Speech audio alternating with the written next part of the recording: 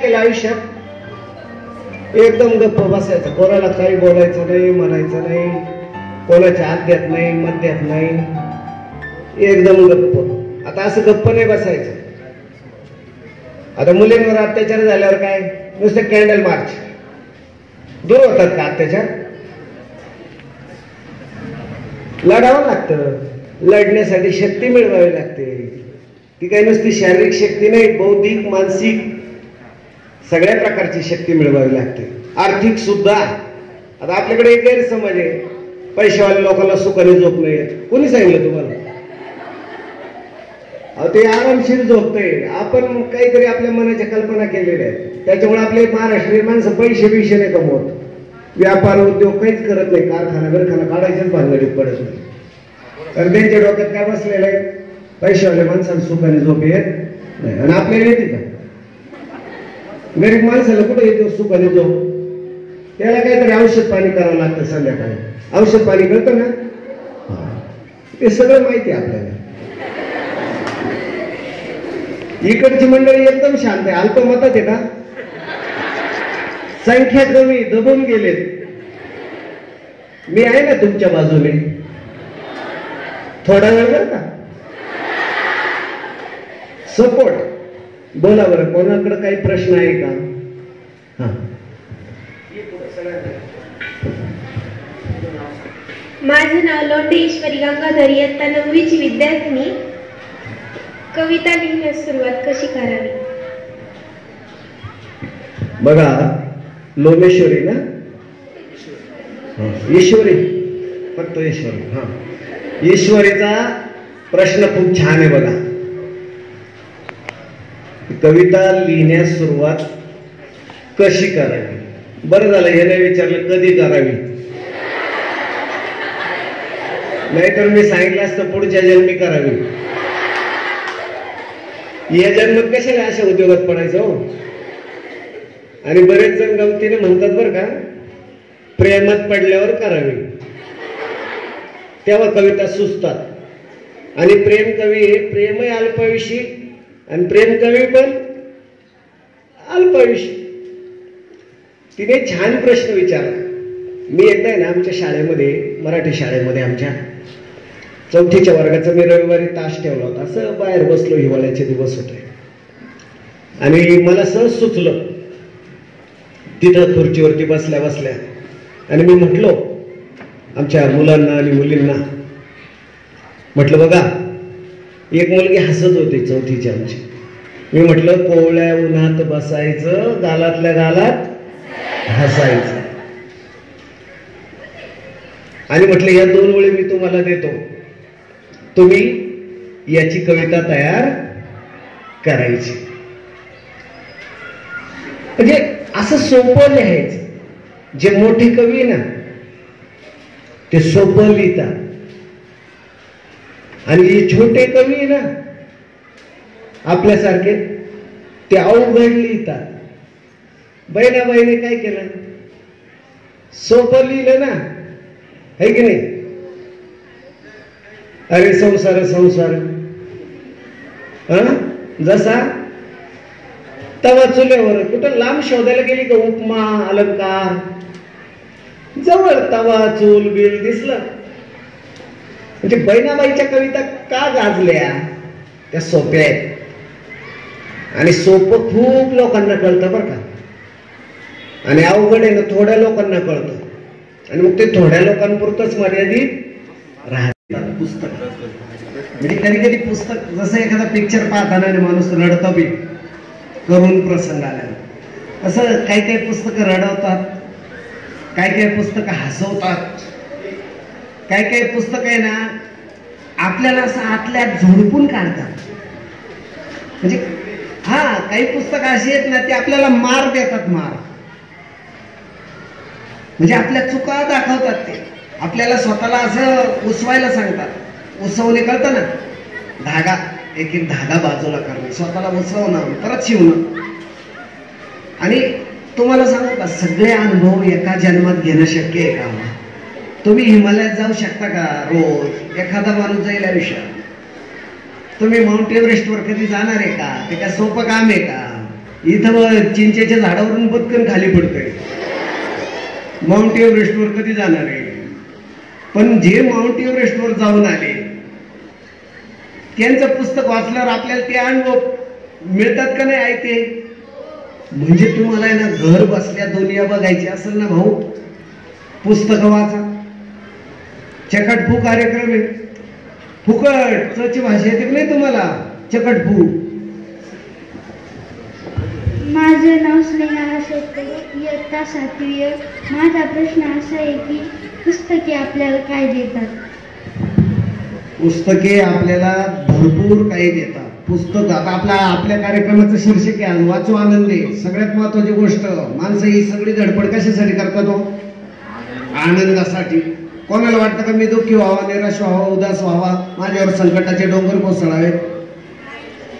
मग आनंद तर पहिला देतात बाबा पुस्तकं.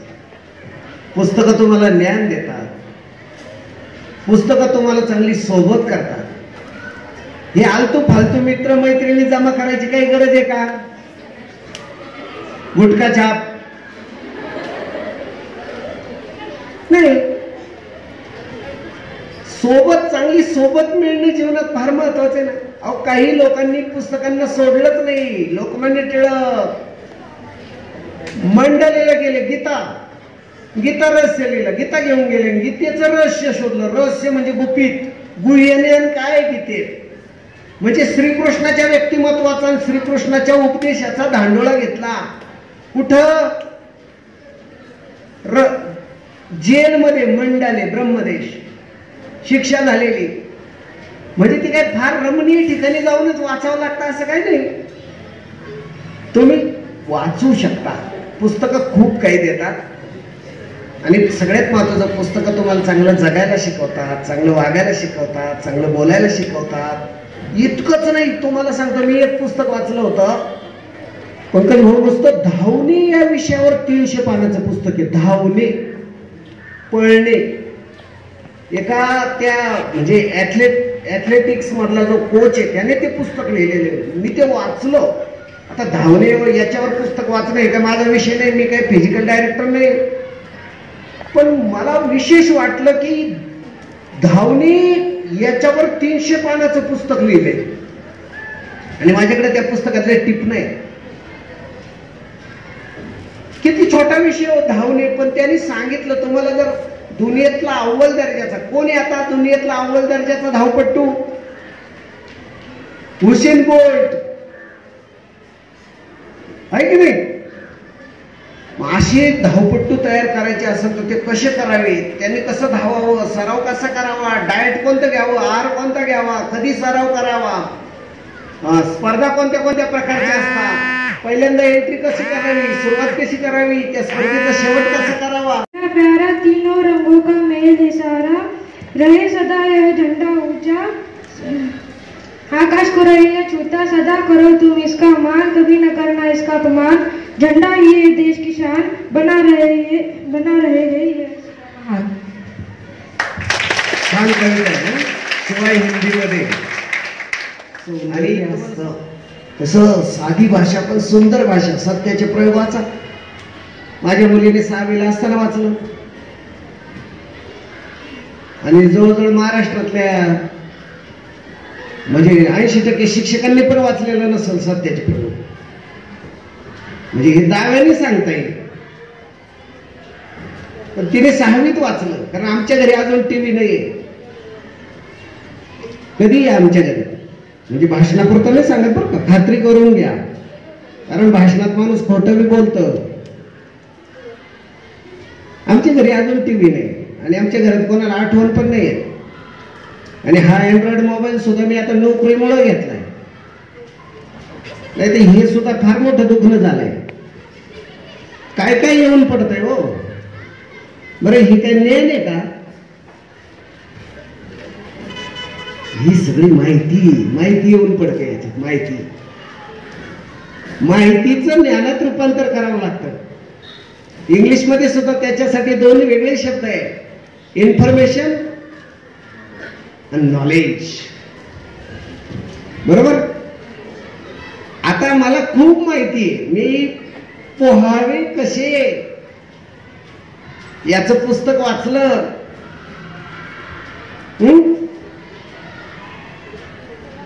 आहे की नाही? म्हणजे माहिती माझ्याकडे आहे की असा हात मारावा, अशी बुडी मारावी, असं तरंगावं, असे पाय मारावे. आणि प्रत्यक्ष पाण्यात गेलो बुडायला सुरुवात केली. त्यावेळेला मी जर तरंगलो तर समजायचं वाचलेल्या माहितीचं मी ज्ञानामध्ये काय केलं, रूपांतर केलं. म्हणजे माहितीला किंमत नाही. आता तुम्ही ह्या वयात ना चांगले थोरांचे चरित्र वाचा ना. आंबेडकरांचे चरित्र, धनंजय कीर नावाचे लेखक आहेत, त्यांनी खूप चरित्र लिहिलेले आहेत बरं का, मोठ्या मोठ्या माणसांचे. धनंजय कीर नाव बघा, चरित्रकार आहे मराठीतले चांगले. त्या धनंजय कीरांनी जेवढे चरित्र लिहिले, डॉक्टर बाबासाहेब आंबेडकर वाचा, शिवचरित्र वाचा, शिवाजी महाराजांचं चरित्र समजून घ्या ना. 15व्या वर्षी किती अक्कल यावी, टीन एजच होतो ना. 1630 ला जन्म झाला, 1685 ला पुण्यापासून नैऋत्य दिशेला रायरेश्वराच्या शिवालयामध्ये मावळ्यांसोबत स्वराज्य स्थापनेची प्रतिज्ञा केली. साल होतं 1645. जन्माला आलाय माणूस 1630 ला. 15व्या वर्षी विचार करतोय अख्ख्या महाराष्ट्राचा. आपण आपल्या आई बापाचा बी करीना. परवा आमच्या गावातल्या एका पोराने सुसाईड केली. 12वीची परीक्षेच्या पेपरच्या दिवशी त्याचा दावा आला 4 तारखेला. म्हणजे तुम्ही काय हे घडतंय, काय विचार करता का नाही? माग आई बाप 12वी पर्यंत आणलं म्हणजे फुकट आणलं का? 9वी पर्यंत आणलं म्हणजे काय फुकट आलं का सगळं? अरे कोण कोण राबले आपल्यासाठी? आई बाप, चुलता चुलती, आजोबा आजी, शिक्षक, मॅडम, शेजारी पाजारी, खूप लोक मदत करतात. अरे तुम्ही निघाले आणि शेजारचा माणूस दूध घालायला चाललेला आहे डेअरीला, तो तुम्हाला लिफ्ट देतो का नाही? म्हणजे तो तुमच्या शिक्षणाला थोडा का हातभार लावतो ना जाता जाता. किती ऋण असतो समाजाचा आपल्यावर, कधी विचार करतो का आपण? आणि वाचन आहे ना, वाचन तुम्हाला हे करायला शिकवतो बरं का, आत डोकवायचं, मी चुकतोय का मी बरोबर आहे. आता लोक म्हणतात कधी कधी लोकांचं काय, लोकांचं फार मनावर नाही घ्यायचं. लोक काय बरोबर जरी असलं नाही, एखादा म्हणतात हा चुकलं चुकलं तुझं, काहीतरी राजकारण असतं त्याच्या मागे. प्रश्न आहे का?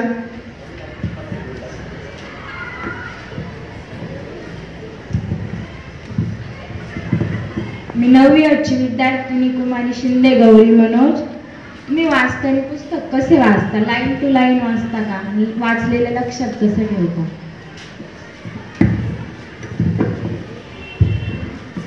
गौरीचा प्रश्न चांगला आहे.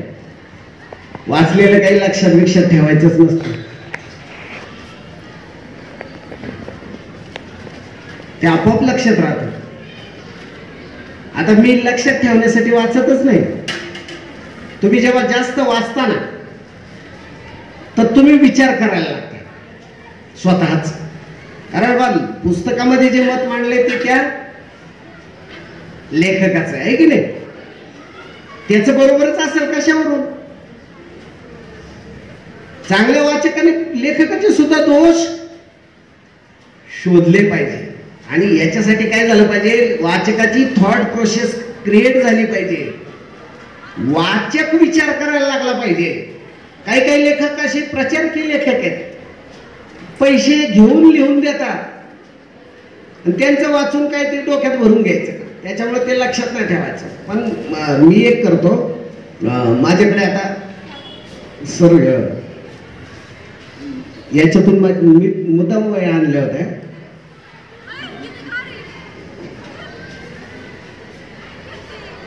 म्हणजे असं काही साप बीप नाही निघणार, काही घाबरू नका.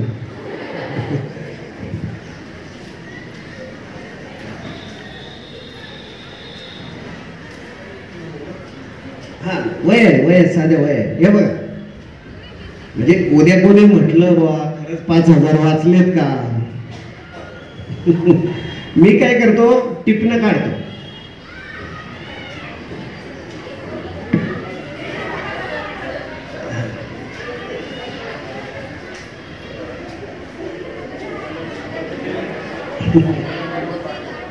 हा मला जे आवडलं ते मी सगळं नोटिंग करतो. 5-6 वया मी आणले, अजूनही 5-6 आहेत घरी. म्हणजे मी वाचतोय आणि व्हरायटी वाचतोय मी.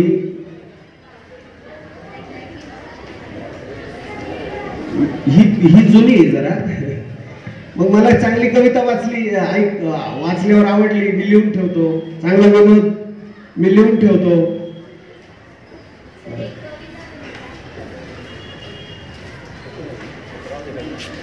नाही, मी कविता लिहिलेल्या आहेत, पण मी माझ्या कविता प्रकाशित केलेल्या नाहीत. तुम्हाला एक वेळ घ्या सर, मी एक कविता वाचून दाखवतो यांना, मंगेश पाडगावकरांची वाचून दाखवतो. मला काही इतक्या चांगल्या लिहिता नाहीत कविता, त्याच्यामुळे मी प्रकाशित नाही केल्या. पण माझ्या कविता ज्या दुसरी होईल, मला दाखवा, माझ्या लक्षात येईल.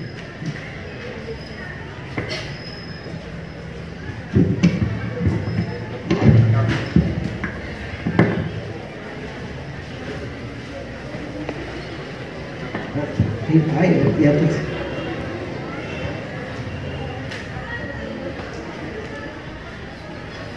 तुम्हाला विनोदी कविता ऐकायची का? विनोदी शेपटा नावाची कविता आहे.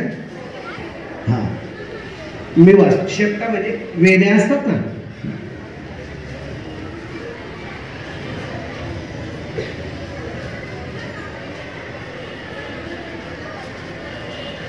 कवितेचं नाव आहे शेपटा. यशस्वीस बसलो होतो प्रथम परीक्षेस, यशस्वीस बसलो होतो प्रथम परीक्षेस, एकाग्रतेने प्रश्न सोडवा आदेश उपदेश. पेपर पहिला घंटा पहिली क्षण उत्सुक्याचा, माझ्या पुढती नंबर होता शुभदा जोशीचा. मानेला तो देऊन हिसडा नकळत सवयीने, लिहितच बसली पेपर आपुला पानावर पाने पानावर पाने. मऊ रेशमी काळा मोहक शेपटाचा भार, तत्क्षणी येऊन पडला माझ्या बाकावर. मग 3 तासही एक चित्त मी तिच्या शेपटात, एक ओळही लिहिली नाही उभ्या पेपरात. शेवटची ती घंटा होता आलो भानावर, मग म्हटले आता जगणे आपुले गावी शेतावर. मग शेतावरती मोटेवरती माझी उपजीविका, शिक्षणास मी आज पारखा शुभदा प्राध्यापिका. केसांनी त्या गळा कापला नकळत की माझा, पीडित शेपटा परबैलाच्या जगतो हा राजा. तो त्या पेपर त्या शेपट्यातच तो राहिला. कविता खूप छान आहेत. तुम्ही कविता तू मंगेश पाडगावकर वाच, सुरेश भट वाच, रंग माझा वेगळा, गझल, गझलेचं पुस्तक आहे त्यांचं, रंग माझा वेगळा. आणि विंदा वाचा. अजून कोणाचा प्रश्न? हा बोल बोल.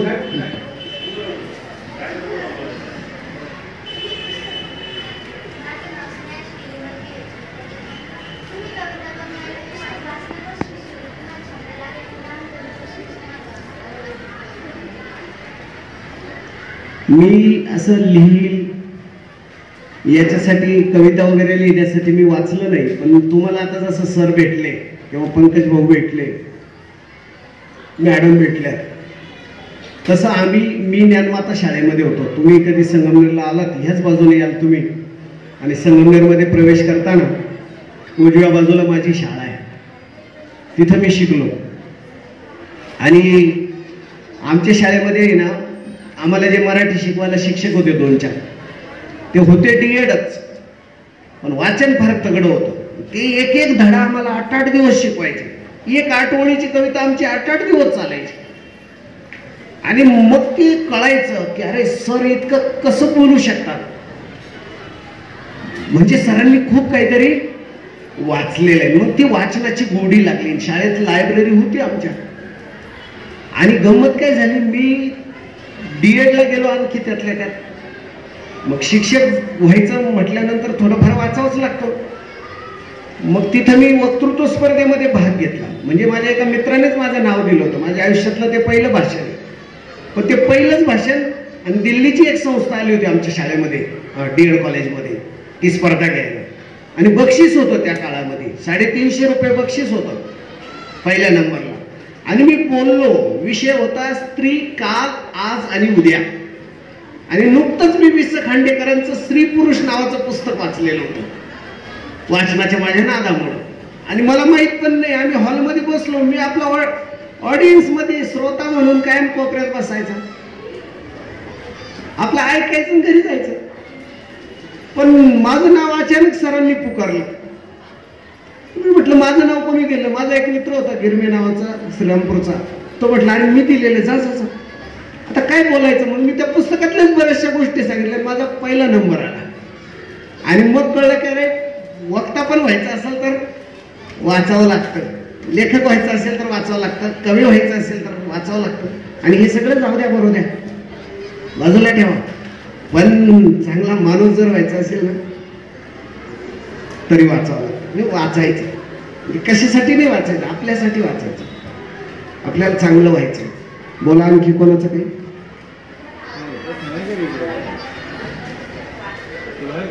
नाही, मी ना उशिरा वाचायला लागलो. म्हणजे 9वी-10वीला आमच्या सरांनी आम्हाला त्याची जाणीव करून दिली, पण मी D.Ed नंतरच वाचायला लागलो शिक्षक झाल्यानंतर. तुम्ही लवकर सुरुवात केली. मी सुरुवातीला सांगितलं की तुमचा स्टार्ट खूप चांगला आहे. माझे नाव तनिष्का प्रशांत कडू, माझा 7वी विद्यार्थिनी. माझा प्रश्न असा आहे की वाचन करण्यात आवड कशी निर्माण करावी? आधी काय करायचं माहिती का, तुम्हाला कविता आवडत असल्या ना कविता वाचायच्या, तुम्हाला गोष्टी आवडत असल्या ना गोष्टी वाचायच्या, तुम्हाला विनोद आवडत असले ना विनोद वाचायचे. आणि साधं साधं वाचायचं आधी, मग आपोआप गोडी लागते. मी तर बऱ्याच जणांना सांगतो की ओ.पो. काळेंनी सुरुवात करा. ओ.पो. काळे नावाचे मराठीतले लेखक आहेत, ते खूप छान लिहितात मध्यमवर्गीय जीवनावरती. आणि मस्त कथा असतात त्या छोट्या छोट्या. ते वाचायला लागलं की अरे पुढं वाचावं असं वाटत जातं. आणि आपोआप माणूस वाचायला लागतो. आणि तुमची आवड शोधा तुम्ही. आता आणखी कोणाचा काही प्रश्न आहे का? मुलांमध्ये कोणीच काही नाही विचारलं? हा, अख्ख्या पुरुष जातीचा अपमान आहे हा.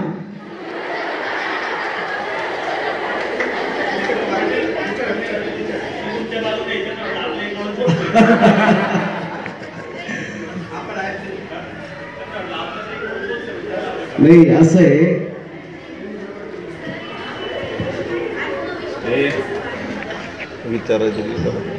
आता हा पर्सनॅलिटी डेव्हलपमेंटचा भाग आहे. पण तू वाचत गेली ना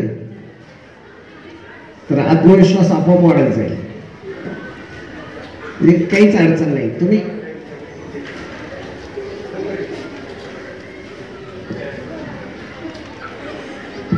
माझे नाव शिंदे समीक्षा प्रकाश, इयत्ता 9वी. माझा प्रश्न आहे की एखाद्या पुस्तकाचा सारांश कसा काढावा?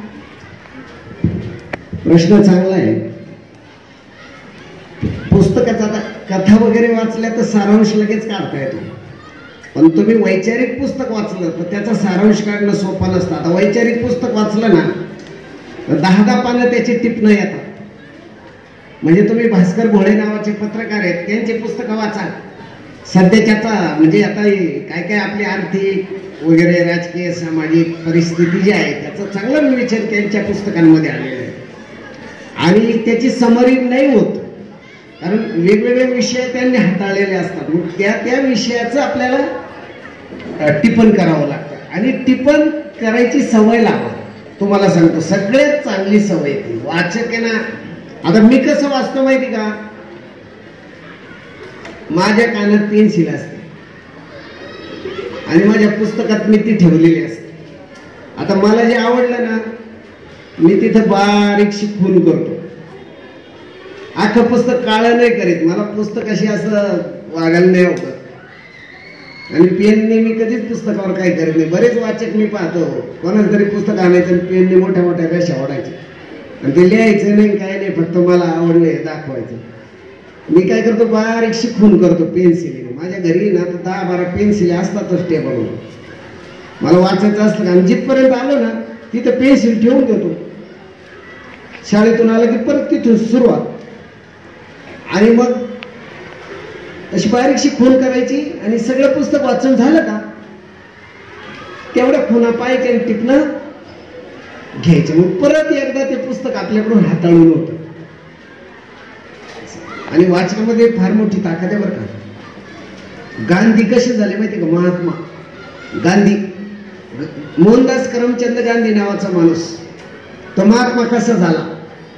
एका पुस्तकाने झाला. अन टू द लास्ट नावाचं जॉन रस्किनचं पुस्तक गांधीजींच्या वाचनात आलं आणि त्यांनी दक्षिण आफ्रिकेमध्ये समाजसेवेच्या कामाला सुरुवात केली आणि पुढे तो मोहनदास करमचंद गांधी नावाचा माणूस महात्मा झाला. म्हणजे एका पुस्तकाने या देशाला नव्हे तर जगाला महात्मा दिलेला आहे. बघा, पुस्तकात एवढी ताकद आहे. पुस्तक आपल्याला देतं ना, तसं पुस्तक आपल्याकडून घेत सुद्धा बरं का. म्हणजे तुमच्यातली वाईट गोष्टी ना पुस्तक काढून घेत, तो मोठा फायदा आहे. बोला काय?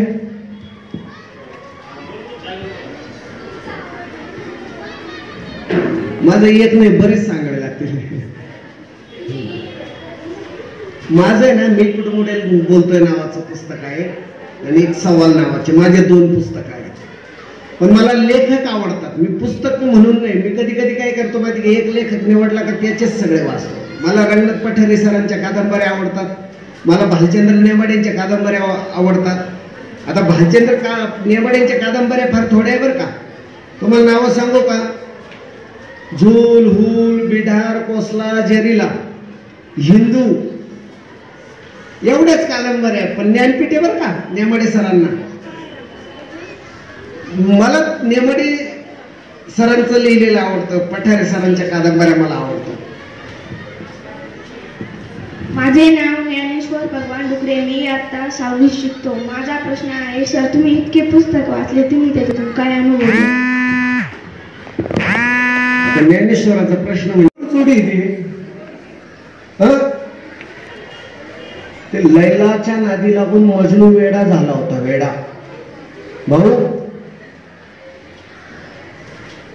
आणि मजनू पागल झाला आणि तो सारखा लैला लैला लैला लैला करायचा. आता तो असा भटकायचा भटकायचा भटकायचा लैला लैला करत. मग त्याच्या काही मित्रांना वाटलं हे लैलासाठीच पागल झालं ना. हा, मग त्यांनी लैलाला पकडून आणलं, त्याच्या पुढे उभं केलं. म्हटलं ही बघ लैला. तो म्हटला कोण लैला? ही कसली लैला? अरे मी लैला. म्हणजे तो स्वतःच काय झाला? लैला झाला.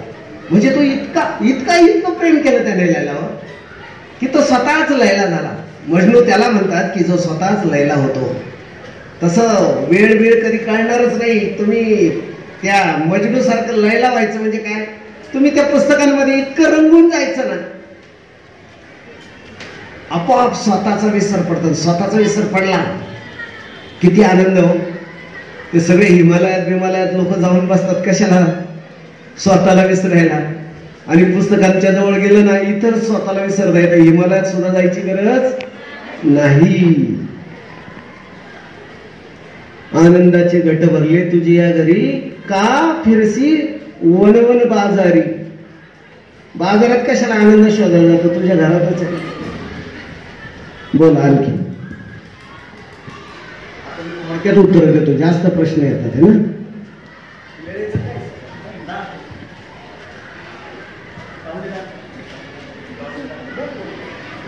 माझं नाव अफिफा तांबोळी, 9th ची विद्यार्थी. आमच्यासारख्या टीनेजच्या मुलींनी कशी पुस्तकं वाचली पाहिजे?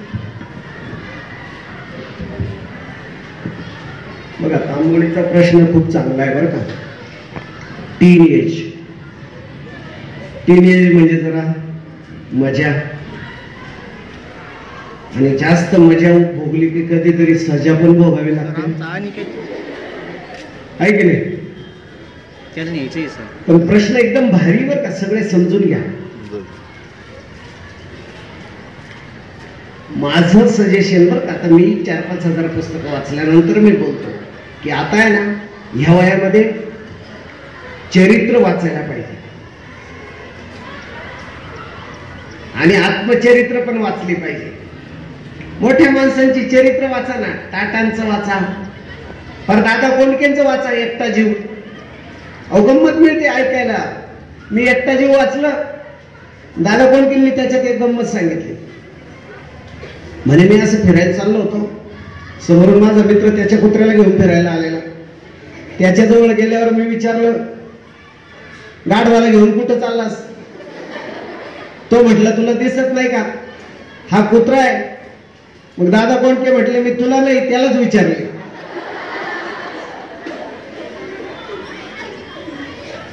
म्हणजे बघा गंमत कशी असते. तुम्ही चरित्र वाचा ना, ह्या वयात आहे ना चरित्र वाचा. गांधींचं सत्याचे प्रयोग वाचा.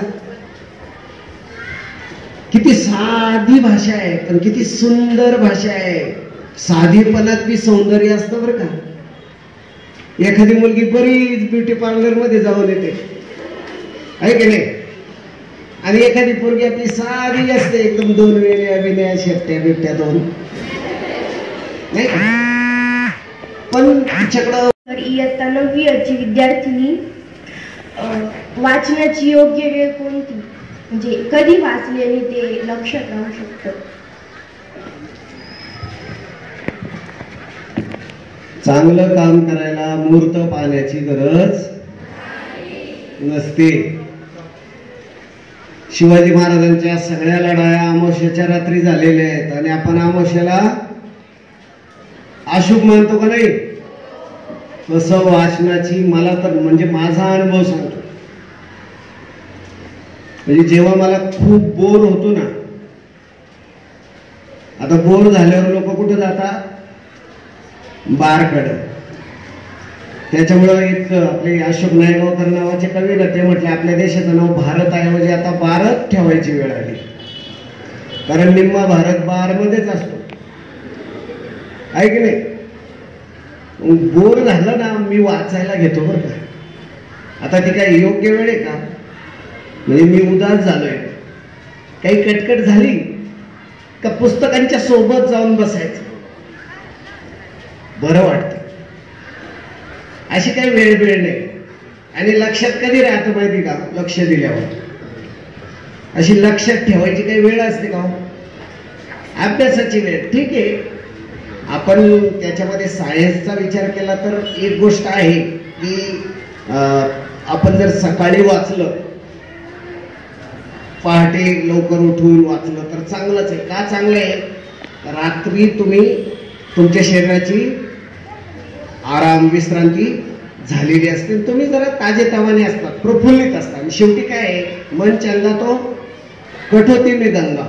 मन खुश असेल तर काठवटीत सुद्धा, भाकरीच्या काठवटीत सुद्धा नुसतं असं भर भर भर भर भरीत राहायचं. एक दिवस आहे ना, आपोआप ते आउटलेट शोधतंय, निचरा होतो त्याचा. एकदम असं जखम बेंड झाल्यावर, बेंड माहिती ना, बेंड नाही बेंड, ते साचून ते एक दिवस फुटतं ना. डॉक्टरने नाही कापलं तरी फुटतं झोपेतच.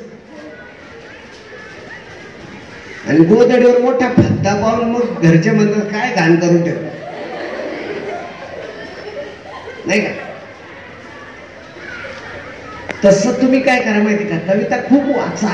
एक दिवस तुमची पण कविता आतून बाहेर येईल. आणि लिहायला सोपवली, विषय निवड, धर विषय कर कविता, असं नको करू. आमचे मोठे मोठे कवी सुद्धा तसं करतात. हुंड्यावरच कविता नुसत्या. आता ते मध्ये भ्रूण हत्या, मुलींची हत्या व्हायची ना, आता नाही होत ना. सुधारला वाटतं आपला देश,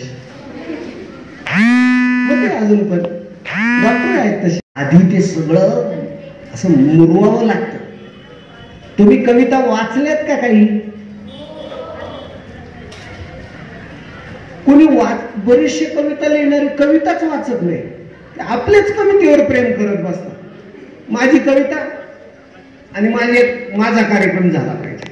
मी बरेच माझे कवी मित्र आहेत, काही कवयित्री आहेत, त्यांच्या डोक्यात एक 2-4 ओळी काहीतरी खरडायच्या, लोकांपुढं कुठंतरी ते वाचून दाखवायचं किंवा गाऊन दाखवायचं, आणि एखाद्या पेपरातून ते छापून आणायचं. आणि एखादी संस्था पुरस्कार देत असेल तर तिकडे अर्ज करायचा आणि पुरस्कार मिळाल्याची परत फोटोसहित बातमी द्यायची. परत आपल्यासारखे यायचे मग बुके घेऊन त्यांच्या घरी, नाही का, सत्कार, त्याचे परत फोटो व्हॉट्सअपला. व्हॉट्सअप जर पाहिले कमी लोकांनी असं लक्षात आलं, फेसबुकला अपलोड करून द्यायचा. प्रसिद्धीच्या मागे लागण्यासाठी कविता लिहित नाही. कवितेची व्याख्या सांगतो बरं का, आता तुला कळते की नाही बघ, तुला कवितेचं वेळ आहे कळल. कवितेची एक छान व्याख्या माझ्या वाचनात आली, एका मोठ्या समीक्षकाने लिहिलेली. कविता म्हणजे काय?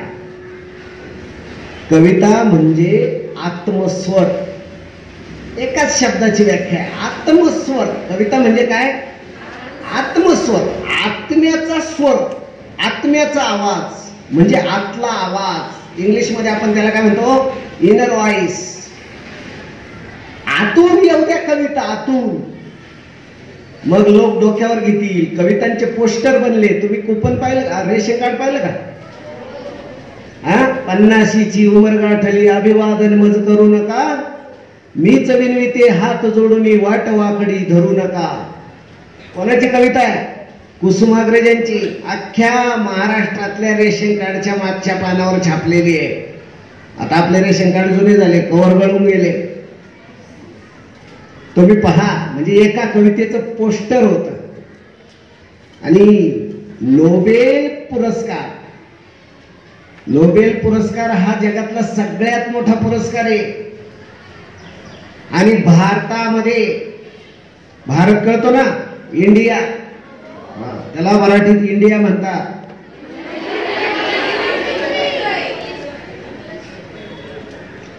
भारतामध्ये साहित्याच्या क्षेत्रामध्ये, विज्ञानात तर नाहीच आहे कोणाला नोबेल, भारतात साहित्याच्या क्षेत्रात मिळालेले. आणि ते फक्त रवींद्रनाथ टागोरांना मिळालेले आहे. आणि ते एक कवी आहेत बरं का. म्हणजे एक कवी किती हाईटला जाऊ शकतो बघा. हाईट, शारीरिक उंचीला फार किंमत नाहीये, शरीराच्या उंचीला फार किंमत नसते. लालबहादूर शास्त्री किती छोटे होते, पण पाकिस्तान हलवलं की नाही, युद्धाला सामोरं गेले की नाही. माणसाची कामाची उंची. तसं कविता आहे ना, कविता आत्मस्वर आहे, ती आतून यायला पाहिजे. कोणाच्या समाधानासाठी नाही लिहायची, कोणाला दाखवण्यासाठी नाही, कोणाला पाठवण्यासाठी नाही, कुठं प्रसिद्ध करण्यासाठी नाही. खरे कवी आहे ना, ते आतल्या आनंदासाठी कविता लिहितात. तुला जर लिहायची असेल, तुला कवयित्री व्हायचं असेल, होशील तू, होता येत. आता ती पण एक खुळचट कल्पना आहे की कवी जन्मावा लागतो. आता त्याची काय फॅक्टरी टाकायची का? तसं काही नसतं. आता परदेशामध्ये ना चांगले वाचक, जसं आता इथं पंकज भाऊ वाचक घडवतात, वाचक घडवता येतात, तसे लेखक पण घडवता येतात, कवी पण घडवता येतात. थोडा स्पार्क असावा लागतो, हे मला मान्य आहे. पण कविता लिहायची असेल तर आधी आहे ना, तुला काय लिहावंसं वाटतं? गझल. कवितेचे बी प्रकार आहे, लावणी, अभंग, ओवी, आहे की नाही, किंवा मुक्त छंदातल्या कविता, गेय कविता, चारोळ्या, आठवळ्या. आठवळ्या माहिती ना, गोराच्या नाही, आठवळीच्या. आता हैकू, हैकू नावाचा एक कवितेचा प्रकार आहे, मराठीतला नाहीये, जपानी भाषेतला आहे. तो कोणी आणला? शिरीष पैंने आणला. 3 ओळीची कविता असते हैकू नावाची. मराठीमध्ये कोणी आणली? जपानी भाषेत ती लिहितात, हैकू लिहितात जपानी भाषेत, शेरोशायरी लिहितात. सुटला झाला कवी.